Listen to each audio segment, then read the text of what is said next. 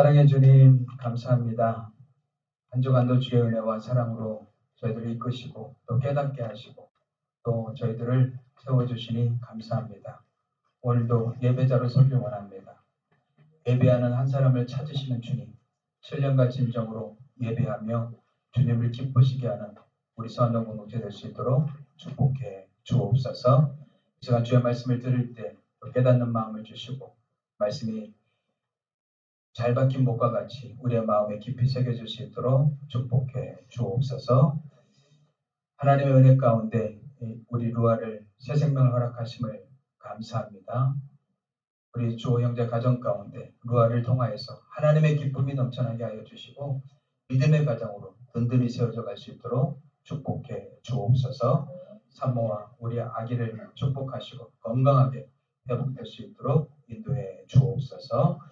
하나님, 우리 고현우 또 우리 김희정 간사님, 주님이 주님의 뜻 안에서 아름다운 가정을 또 이루게 하심을 감사합니다. 저들 가정을 통하여서 하나님의 영광이 더욱더 아름답게 드러나고 수많은 영혼을 주께 이끌며 주님이 기뻐하시는 아름답고 복된 가정을 세워갈 수 있도록 축복해 주옵소서. 모든 준비 과정 또 결혼식 가운데 크신 사랑과 은혜로 축복해 주옵소서. 감사하고 예수님의 이름으로 기도합니다. 아멘. 하나님의 말씀 마가복음 7장 24절에서 30절 같이 보겠습니다.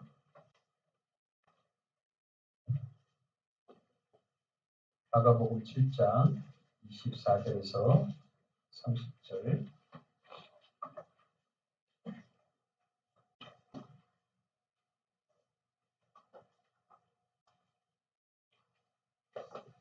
우리 한 절씩 나눠 읽겠습니다. 예수께서 일어나사 거기를 떠나 두로 지방으로 가서 한 집에 들어가 아무도 모르게 하시려 하나 숨길 수 없더라. 우리 딸을 둔 한 여자가 예수의 소문을 듣고 와서 그 여자는 헬라인이요 수로보니게 족속이라 자기 딸에게서 귀신 쫓아내 주시기를 간구하거늘 어떻게 할지니 자녀의 떡을 취하여 개들에게 던짐이 마땅치 아니하니라. 여자가 대답하여 이르되 주여 올소이다마는 상아래 개들도 아이들이 먹던 부스러기를 먹나이다. 예수께서 이르시되 이 말을 하였으니 돌아가라 귀신이 내 딸에게서 나갔다니 하시매. 읽겠습니다. 여자가 집에 돌아가 본즉 아이가 침상에 누웠고 귀신이 나갔더라. 아멘. 수로보니게 여인의 믿음에 대해서 같이 말씀을 나누고자 합니다. 우리가 인생 살아가면서 예수님을 찾게 되는 다양한 이유들이 있죠. 삶의 여러 가지 문제로 인해서 예수님을 찾아오는 사람들이 있습니다. 또한 인생을 살아가다 보니까 너무나 외롭고 힘들어서 어떤 사람은 인생이 무엇인가 진리를 추구하면서 진리를 찾다가 예수님을 만나는 사람들이 있죠. 근데 오늘 말씀을 보니까는 수로보니게 그 여인이 인생에 한 가지 문제를 만났습니다. 자기가 사랑하는 딸, 어린 딸이 귀신이 들렸단 말이죠. 얼마나 힘들었겠습니까?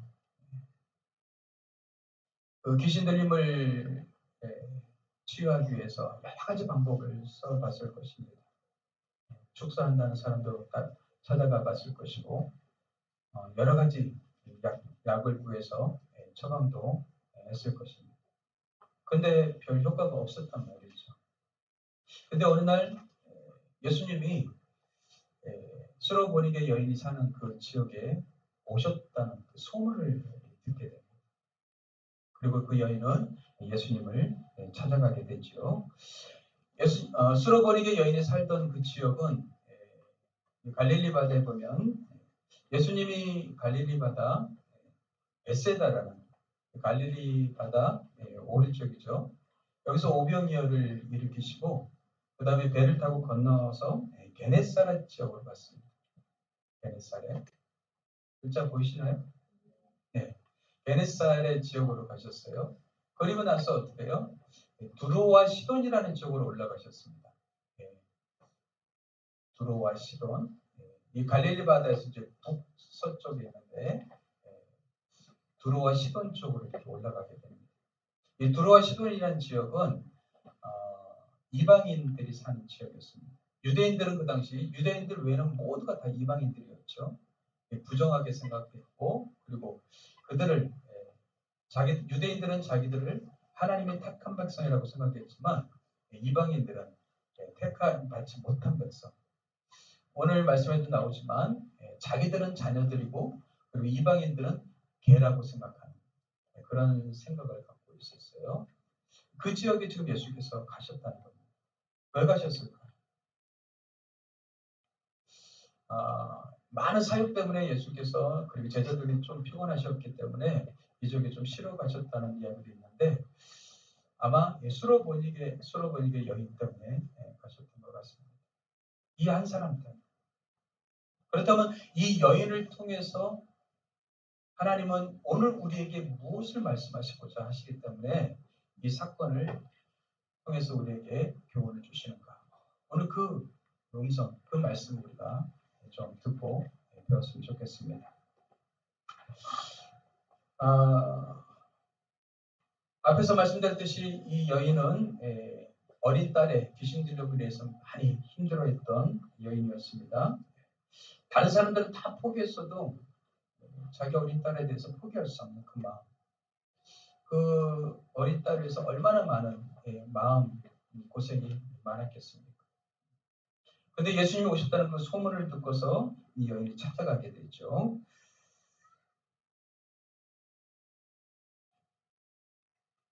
여러분들 믿음은 들음에서 먼저 시작됩니다. 믿음은 들으면서 나고 들음은 그리스도의 말씀으로 말미암는다고 했어요. 예수님에 대한 소문이 많은 사람에게 퍼졌던 것 같아요. 수많은 사람들에게 퍼졌고 그리고 이방 지역에까지 이렇게 퍼졌던 것 같습니다. 근데 그 예수님이 우리 지역에 왔다는 소문을 들었다는 겁니다. 그렇습니다. 믿음은요 적극적이고 능동적입니다.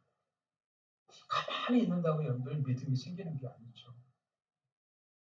믿음은요 진정한 믿음은 내 마음에서 우러나고 간절해야 되죠. 그래서 간절한 마음으로 예수님을 만나고 싶었어요. 그래서 예수님을 찾아간 거예요. 예수님께는 방법이 없었다고 생각하기 때문에. 동일한 보밀이 마태복음에서도 나타납니다. 마태복음에 예수님을 찾아가서 이 여인이 뭐라고 하냐면 주 다윗의 자손이여 나를 불쌍히 여기소서 내 딸이 흉악하게 귀신 들렸나이다. 분명하게 믿음의 고백을 하고 있는 걸 볼 수 있습니다. 주 다윗의 자손이여 이 여인이 어떻게 이런 고백을 하게 되었을까? 이 여인은 이방 여인이라고 그랬습니다. 잠시 앞에 보겠습니다. 수로보니게라는 이름은 수리아하고 페니키아라는 단어가 합성된 단어입니다. 이 두로와 시돈 지역이 페니키아, 성경에서는 베니아라고 합니다. 그래서 시리아하고 베니아 이름이 합쳐진 게 수로보니게입니다. 그러니까 시리아에 사는 페니키아인이란 뜻이겠죠. 그래서 이게 이제 세모로 이제 가나안이란 땅인데 가나안 여인이란. 그래서 마태복음에서는 가나안 여인으로 이렇게 등장하고 있습니다. 그래서 어떤 이름으로 이렇게 표현되든 간에 이 수로보니게 여인은 이방 여인이었음에도 불구하고 어떻게 예수님에 대해서 주 다윗의 자손이요 이렇게 고백했을까? 아마 예수님에 대해서 많은 사람들한테 듣고 물었다고 이렇게 추정해 볼 수 있겠습니다. 그리고 이분이면 예수님이 내 딸을 치유할 수 있을 거라는 믿음과 확신이 들었다는 거죠. 그래서 예수님을 찾아가서 분명하게 얘기합니다. 내 딸이 흉악하게 귀신 들렸습니다. 자기 문제를 어떻게 정확하게 표현하고 얘기하고 있는 것이죠. 기도란 여러분들 명확하게 내 문제와 상황을 얘기하는 겁니다. 솔직하게, 정직하게. 우리는 기도하다 보면 이렇게 추상적으로 뭉뚱거려서 이렇게 기도할 때가 많습니다. 하지만 하나님 앞에 우리가 설 때는 정직하게 여러분들이 솔직하게 하나님 앞에 고백하십시오. 마음의 상태. 화가 나면 화가 난다고. 짜증이 나면 짜증이 난다고. 그리고 마음속에 분노가 있으면 그 분노 자체를 그냥 쏟아놓으라는 거지. 왜요? 우리 사람들한테는 그렇게 할 수 없지만 하나님께는 그렇게 할 수 있습니다. 하나님은 우리의 마음과 우리의 심정을 아시기 때문에 그렇죠. 그래서 하나님 앞에 다 쏟아놓으면 마음이 어떻게 해요? 치유가 일어나고 회복이 일어난다는 얘기죠. 우리는 이 수로보니게 여인처럼 적극적인 믿음, 긍정적인 믿음, 그리고 간절함, 그리고 정직한 이런 고백들이 있어야 될 줄 믿습니다. 이게 사람들 이렇게 제가 이제 경상도에 온 지 20년이 됐더라고요. 정확하게 5월 30일부로 20년이 됐습니다. 이제 경상도 사람이 됐죠. 그래서 막 경상도에 대해서 욕하면 제가 막 화가 나요. 저도 이 지역 사람이 됐기 때문에. 그런데 좀 아쉬운 거는 이 지역 살면서 사람들 사이에 솔직하게 자기 마음을 이렇게 표현하는 사람이 많지 않다는 거예요. 이렇게 조금 마음을 이렇게 감춰요. 조금 정확하게 이렇게 표현하면 좋을 것 같아요. 표현해서 얘기하고 서로 이야기를 나누고. 근데 그런 표현들이 잘 안 되는 것 같아요. 아무튼 이 여인은요, 하나님 앞, 주님 앞에서 자기 마음을 그대로 고백하고 있어요. 제 딸이 흉악하게 귀신을 했습니다. 흉악하다는 표현을 썼습니다. 이 딸이 그 귀신 들렸을 때 여러 가지 증상이 나타났겠죠. 성경에서도 우리가 그런 예를 볼 수 있는데 한 아버지 아들이 귀신 들려서 불에도 넘어지고 또 물에도 빠지고 그러니까 귀신이 어디로 끌고 다닐지 모르는 거예요. 그래서 흉악하다는 표현을 쓰고 있습니다. 그것을 바라보는 그 엄마의 마음, 그 심정은 얼마나 힘들었겠느냐 말이죠. 그럼에도 불구하고 내 딸이 이게 포기할 수 없는. 그래서 이 문제를 갖고 주님을 찾아온 것이죠. 예수님 앞에 이렇게 찾아와서 예수님 앞에 기대를 갖고 나아가게 됐죠. 근데 기대가 굉장히 컸을 것 같아요. 예수님이 내 딸을 치료해 줄 수 있을 거야. 그런데요, 기대가 큰 만큼 여러분들 반응이 싸늘하면 실망은 더 커지는 거죠. 27절 한번 보겠습니다. 예수님의 반응을 보십시오.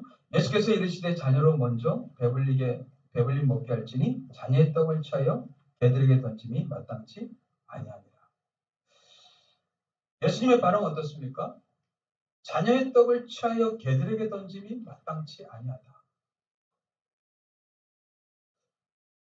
예수님이 전혀 지금까지 다른 반응을 보이는 걸 볼 수가 있습니다. 지금까지 수많은 사람, 특히 어렵고 힘든 사람들에게 굉장히 친절하셨고 그 다음에 그들에게 사랑스러운 마음으로 다가가셨는데 오히려 지금 예수님의 도움을 요청하고 예수님의 도움을 간절히 바라는 이 여인이 다가왔는데 오히려 예수님의 반응은 어떻습니까? 냉담하고 쌀쌀했다는 겁니다. 어떻게 보면 어떤 사람은 이것을 인종차별적인 발언 아니냐 이렇게 말할 수도 있겠어요. 저 차별하는 것입니까? 제가 이방인이라고 차별하시는 겁니까? 이런 생각이 들지도 모르겠습니다. 근데 여러분들 항상 성경을 볼 때는요. 중요 단어를 잘 보셔야 됩니다. 이 말씀을 하시기 전에 27절에 뭐라고 하셨어요? 자녀로 먼저 배불리 먹게 할지니 그랬어요. 자녀로 먼저. 그러면 먼저라는 단어를 썼다면 뭐예요? 그 다음에 순서가 있다는 것이죠. 먼저라는 단어를 보지 못하면 우리는 이것을 인종차별적인 발언으로 생각할 수도 있겠습니다. 먼저는 뭐예요? 유대인이 먼저, 그리고 이방인이 그 다음이라는 거죠. 예수님이 오신 것은 유대인을 위해서 오셨습니다. 유대인들에게 먼저 복음이 심겨지고 그 유대인들을 통해서 이방인들에게 복음이 전파되길 원하셨단 말이죠. 사도 바울의 사역도 먼저 그랬죠. 먼저 유대인에게 전했고 그리고 나서 이제 이방인들에게 복음이 전파되었어요. 이 사역의 순서였단 말이죠. 근데 어떻게 들으면 이 말이 굉장히 어떻게 해요? 사람을 무시하는 발언이죠. 그래서 여러분들 듣기에 달려있는 겁니다. 예수님의 의도하신 말과 그 다음에 스로보니게 여인이 받아들이는 그 마음 다를 수도 있단 말이죠. 우리도 사람 사이에 그런 대화가 이루어지게 되죠. 내가 말한 의도와 다르게 받아들인 경우가 많이 있단 말이죠. 그걸 우리는 오해라고 그러죠. 그래서 우리는 그 말에 대해서 어떻게 해요? 다시 한번 질문하셔야 돼요. 오해될 말이나 그리고 잘못된 말이라면 내 마음의 상처를 건드린 말이라면 물어봐야 되죠. 그걸 물어보지 않고 내 중심으로 해석하게 되면 우리는 어떻게 돼요? 잘못 오해할 수가 있단 말이죠. 그런데 이 여인의 마음은 그것도 중요하지 않았습니다. 이 여인에게는 뭐가 중요했습니까? 그 말이 중요한 게 아니라 내 어린 딸이 뭐예요? 이 귀신 들림에서 벗어나는 게 가장 중요한 문제였단 말이죠. 주님 앞에 온전히 매달릴 수밖에 없는 이 마음.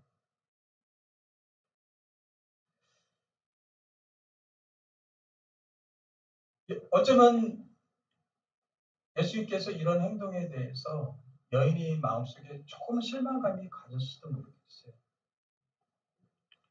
어떻게 나한테 이런 말을 하실 수 있지? 이런 생각 가질지도 모르겠습니다. 근데 놀라운 사실은요, 이 여인의 반응이라는 사실입니다. 이 말이 자존심과 상처를 줄 수 있는 말임에도 불구하고 어떻게 해요?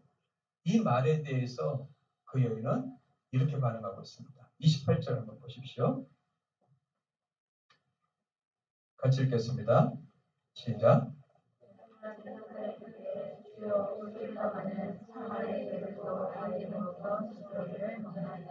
예, 주여 올소이다마는 상아의 개들도 아이들이 먹던 부스러기를 먹습니다. 예수님 당신이 하신 말씀이 맞습니다.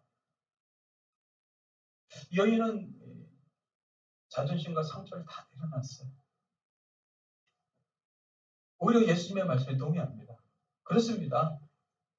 옳습니다. 맞습니다. 하지만 상아의 개들도 아이들이 먹던 부스러기를 먹습니다. 그 부스러기라도 주십시오. 이 여인의 믿음이었단 말이죠. 그렇습니다. 우리의 믿음을 방해하는 요소들이 있죠. 첫 번째는요, 자존심입니다. 자존심. 우리의 믿음이 자라나지 않는 이유는 이 자존심 때문에 그렇죠. 예수님은요, 우리를 구원하시기 위해서 자존심을 다 버리셨습니다. 하나님이라는 자존심을 버리시고 이 땅 가운데 오셨단 말이에요. 그런데 우리는 살아가면서 우리도 모르게 이 자존심이 어떻게 해요? 죽었다고 생각했는데 다시 올라와요. 예수 만나고 나서 이 자존심이 꺾인 줄 알았는데 또 다시 올라와요. 오죽하면 여러분들 사도 바울은 그랬어요. 나도 나를 쳐서 복종시킨다. 그 말은 뭐예요? 내 안에 자기가 어떻게 해요? 시퍼렇게 살아있단 말이죠. 죽었다고 생각했는데 또 올라오고 또 올라오고 또 올라온단 말이죠.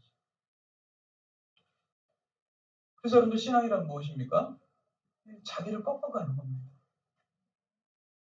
말씀을 통해서 기도하면서 자기를 꺾어가는 거예요. 사람들이 왜 불행합니까? 이걸 꺾지 않기 때문에 그래요. 왜 성장하지 못합니까? 이걸 꺾지 않기 때문에 그래요. 분명히 우리는 갈라디아서 2장 20절에서 뭐라고 고백합니까? 내가 십자가와 함께 그리스도와 함께 십자가에 못 박혀 죽었다 이렇게 고백합니다. 근데 그 고백과는 다르게 우리 안에 이 자존심은 어떻게 해요? 계속 살아있다는 거죠. 그래서 사람을 만나서 다른 사람과 대화하면서 여러 가지 상황들을 보면서 이 자존심을 내세우게 된다. 근데 이 여인은 지금 어떻습니까? 완전히 꺾어버렸어요. 다 내려놨어요. 자존심이 더 중요한 게 아니었죠. 예수님이 개라고 말하는데도 그게 중요한 게 아니었습니다. 왜요? 내 딸이 살아야 되겠다. 두 번째는요. 그 여인은 상처받지 않았어요. 이 상처가요 우리의 믿음을 방해합니다. 우리는 다양하게 상처를 받습니다. 부모로부터, 성장하면서 선생님으로부터, 여러 가지 환경에서, 본의 아니게 또 목사로부터, 또 내 주변에 가깝다고 생각하는 친구로부터 이 상처를 받습니다. 우리 자녀들도 그렇죠. 나는 엄마 아빠한테 상처받았어. 근데 생각해 보십시오. 자녀들은 엄마 아빠한테 상처 안 줍니까? 시연이 주인 엄마 아빠한테 상처 안 줘요? 엄마 아빠는 그걸 다 받아들일 뿐이죠. 근데 우리는 받은 상처만 기억한단 말이죠. 인간은요, 완벽하지 않기 때문에 상처를 주고받을 수밖에 없습니다. 성장하는 사람들은 그 상처를 어떻게 해요? 잘 치유하고 회복하는 사람들입니다. 우리는 모두가 상처 입은 치유자들이죠. 그래서 말씀으로 주님의 사랑으로 어떻게 해요? 상처를 치유하셔야 돼요. 후시들이 필요한 게 아니라 주님의 사랑으로 우리 마음의 상처를 덮으셔야 된다. 주님의 사랑이 우리를 아물게 하기 때문에 그렇습니다. 아물지 않은 상처 때문에 우리는 힘든 거죠. 이것이 우리의 믿음을 방해한단 말이죠. 또한 우리의 믿음을 방해하는 것은요, 교만입니다. 이 여인은요, 예수님의 말씀에도 어떻게 해요? 겸손하게 반응하고 있습니다. 어쩌면 이 여인을 통해서 우리한테 가르치시고자 하시는 내용이 바로 이것이 아닌가. 예수님은요, 자존심 내세우지 않으셨습니다. 인간들의 그 반역과 폐역에 십자가에 못 박음에 상처받지 않으셨습니다. 오히려 사랑으로 품어주셨습니다. 바다가 모든 물을 품듯이 예수님은 인간의 모든 상처와 아픔들을 품어주셨습니다. 그리고 교만하게 하나님의 자리에 서 계시지 않으시고 인간의 낮은 자리로 찾아오셨습니다. 친히 낮아지심을 우리에게 보여주셨단 말이죠. 이것이 우리의 믿음 생활의 근간이고 우리 크리스찬들은 그것을 따라가는 사람들이죠. 이 세 가지가 우리의 믿음을 굉장히 방해하기 때문에 그렇습니다. 그래서 여러분들 믿음이란 나보다 예수님을 더 중요하게 소중하게 생각하는 마음입니다. 당신 안에 믿음이 있습니까? 그렇다면 나보다 예수님이 더 소중해야죠. 당신 안에 믿음이 있습니까? 그렇다면 나보다 하나님이 더 소중해야죠. 믿음이란 내가 중요한 게 아니라 하나님이, 예수님이 중요하기 때문에 그렇습니다. 예수님보다 하나님보다 내가 더 중요하다면 아직 나는 믿음의 사람이 아닌 거죠. 그냥 걸쳐놓을 뿐이죠. 성경적 믿음은 나를 뛰어넘어서 예수님 중심, 하나님 중심. 하나님이, 예수님이, 성령님이 나보다 소중합니다. 더 귀합니다. 라고 고백하는 것이 믿음이기 때문에 그렇습니다. 당신이 주인입니다. 나는 종입니다. 말씀하여 주옵소서. 내가 주님의 말씀을 따라가길 원합니다. 이게 믿음이기 때문에 그렇습니다. 이 여인은 이 믿음의 모습을 그대로 보여준 겁니다. 어쩌면 이스라엘의 여인을 통해서 믿음이 무엇인가를 지금 우리한테 가르쳐 주시기 위해서 예수님께서 지금 그 먼 지역을 방문하신 거예요. 그리고 다른 기록이 없어요. 그 여인에 대한 기록 하나 딱 기록되어 있고 다시 돌아오셔요. 그럼 이 교훈을 위해서 그 먼 길을 찾아갔다고 오셨다는 거예요. 이게 기가 막힌 거죠. 그 여인을 찾아가셔서 만나주시고 그 믿음을 우리 가운데 가르쳐 주시고 이 여인의 믿음의 고백을 들으시고 예수님께서는 어떻게 반응하십니까? 그 애를 축복해 주셨습니다. 29절 예수께서 이르시되 이 말을 하였으니 돌아가라 귀신이 내 딸에게서 나갔느니라. 여자가 집에 돌아가 본즉 아이가 침상에 누웠고 귀신이 나갔더라. 너가 이 말을 하였으니 돌아가라. 그 말이 뭡니까? 그 말이 곧 믿음이었어요. 믿음. 여인의 말이 믿음이었단 말이죠. 이 말을 하였으니 이 믿음을 보였으니 왜요? 예수님의 일하시면 항상 우리의 믿음을 보시거든요. 믿음은 주님이 일하시는 방법입니다. 그럼 믿음이 좋다는 것은 주님이 일하신다는 거죠. 우리가 믿음이 커져야 될 이유가 바로 그것입니다. 그리고 마태복음에서는 이 여인의 믿음에 대해서 큰 믿음이라고 얘기하고 있습니다. 근데 베드로의 믿음에 대해서는 작은 믿음이라고 말씀하십니다. 큰 믿음이 뭐예요? 예수님께 이렇게 반응하는 겁니다. 자존심 내세우지 않고 상처받지 않고 그리고 겸손하게 하나님 앞에 반응하는 이게 큰 믿음이라는 것이죠. 믿음은 자존심을 버리는 겁니다. 믿음은 상처를 뛰어넘는 것입니다. 주님을 알아가고 부스러기 은혜라도 간절히 구하는 것이 진정한 믿음이라는 것이죠. 주님, 제게 지금 그 부스러기 믿음이 필요합니다. 제게 그 부스러기 믿음을 허락해 주십시오. 주님을 향한 그 믿음, 주님의 은혜가 없이는 저는 살아갈 수 없습니다. 최근에 제 마음이 좀 많이 힘들었습니다. 어머니들 이렇게 아프시고 그래서 마음의 기쁨이 사라져 버렸어요. 그래서 묵상을 했습니다. 내 마음에 왜 기쁨이 사라졌지? 상황과 환경에 내가 여전히 흔들리고 있구나. 상황과 환경을 보지 않으려고 하는데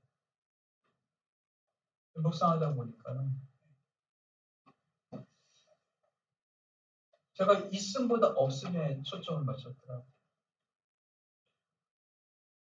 인생이 그러니까 힘들어지더라고요.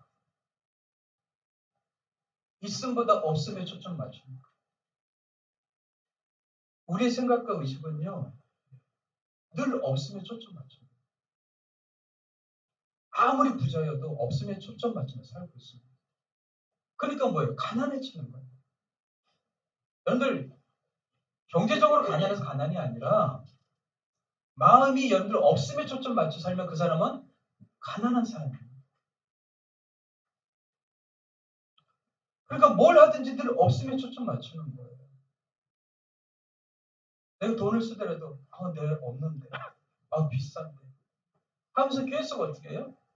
없음에 초점 맞추니까는 모든 것이 주저주저하는 거예요. 근데 다시 생각을 바꿔주세요. 은혜란 뭐지? 주님이 나와 함께 하시고 주님이 내게 나를 책임져 주시고 보살펴 주시는데 있음에 감사해야지. 있음에 감사하기 시작했어요. 그랬더니 마음이 바뀌더라고요. 이것도 있지. 저것도 있지. 이것도 있지. 마음의 기쁨이 다시 샘솟기 시작했어요. 없음에 초점 맞췄을 때는 마음이 불편하고 힘들고 어려웠습니다. 있음에 초점 맞추기 시작하니까 마음이 달라지기 시작합니다.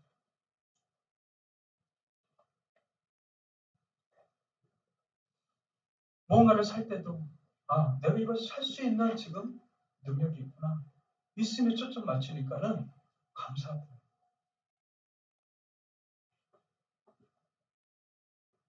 없음에 초점 맞추면 그것 때문에 힘든 거죠. 자녀들을 바라보더라도 어떻게 해요? 있음에 초점 맞추니까 그래 감사하다. 감사. 없는 거에 초점 맞추니까는 이놈이 왜 이렇게 이것도 못하고 저것도 못하고 이것도 할 수 없고 저것도 할 수 없고 은혜가 있다는 게 뭔가 한번 제가 생각해 봤습니다.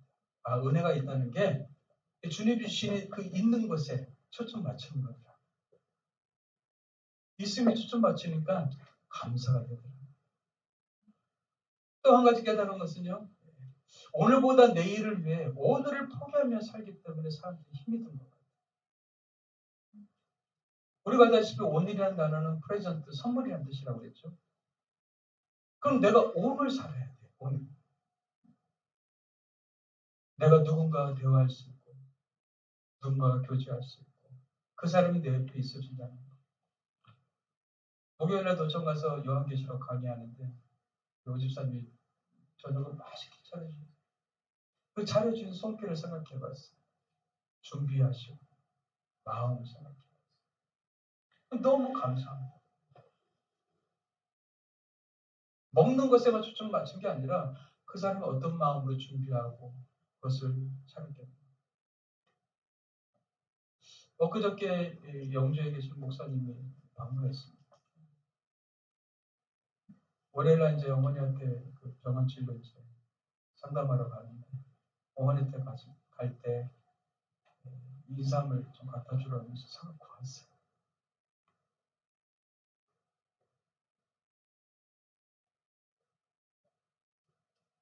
너무 마음이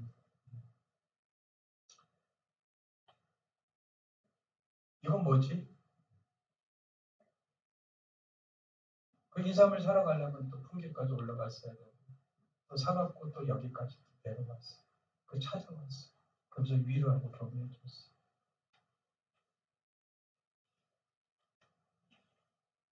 아, 이게 오늘을 사는 것이 아닌가? 내일 내가 이렇게 해야지 저렇게 해야지 내일 이것을 꿈꿔야지 저것을 꿈꿔야지 이런 생각을 갖다 보니까 오늘이 없어요. 오늘이 사라져버려요. 무의식 속에 이렇게 됐으면 좋겠습니다. 저렇게 됐으면 좋겠습니다. 물론 꿈이라는 그 비전이라는 그 생각을 가지고 미래, 내일 계속 꿈꾸지만 오늘이 나한테 주어진 선물인데 그것을 잊어버리고 망각하며 산단 말이죠. 근데 오늘이라는 시간 속에 사람을 만나고 교제하고 내가 누군가를 위로할 수 있으면 위로하고 격려하고 누군가를 찾아갈 수 있으면 찾아가죠. 내가 지금 할 수 있는 것에 최선을 다하고 그러니까 마음의 기쁨과 행복이 채워지기 시작합니다.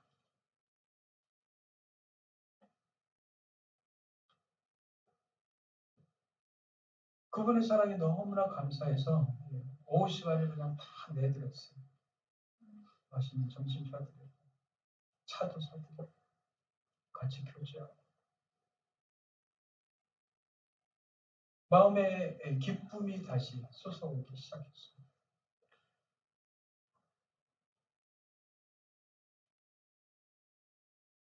은혜란 무엇입니까? 은혜는 있음에 초점 맞추는 겁니다. 오늘을 사는 겁니다. 오늘 살아가면서 기쁨을 잃어버리지 마십시오. 주님께서 우리에게 기쁨을 주셨습니다. 구원의 감격과 기쁨을 주셨습니다. 하나님의 자녀로서의 기쁨을 우리에게 허락해 주셨습니다. 오늘을 살 수 있는 믿음을 주셨습니다. 있음에 초점을 맞출 수 있는 그런 믿음을 우리에게 허락해 주셨단 말이에요. 그래서 우리는 감사할 수밖에 없는 거예요. 그래서 사도 바울은 범사에 감사하라는 말이 그냥 빈말이 아니란 말이죠. 있음에 초점 맞추고 오늘을 사니까 범사의 모든 것이 다 감사가 된단 말이죠. 그러니까 다시 기쁨이 어떻게 해요? 올라오기 시작합니다.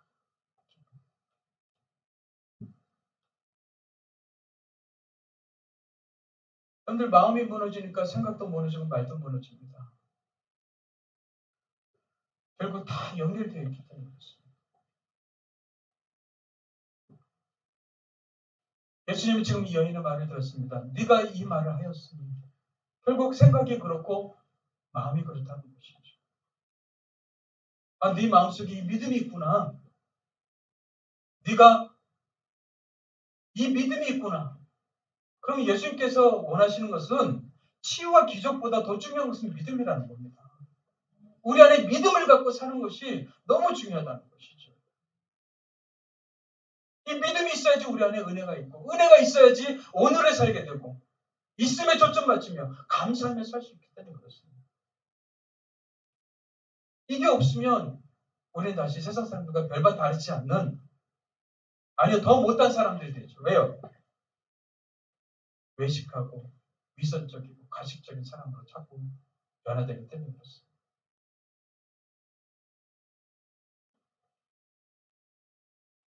주님은 우리가 이 세상에서 최고의 삶을 살도록 우리를 불러주셨습니다. 우리 안에 주신 기쁨을 잃어버리지 마십시오. 기쁨을 놓치지 마십시오. 우리 크리스찬들은 그렇게 살도록 우리를 불러주신 거예요. 너가 이렇게 말을 하였으니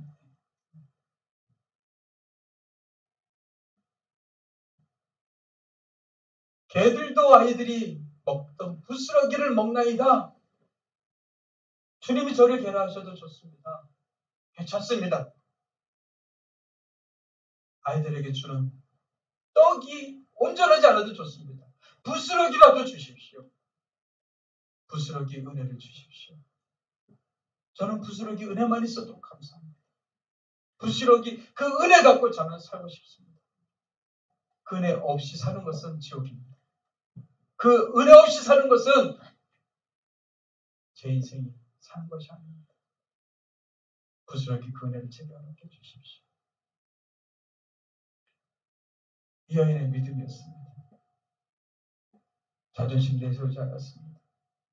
상처 받지 않았습니다. 겸손했습니다.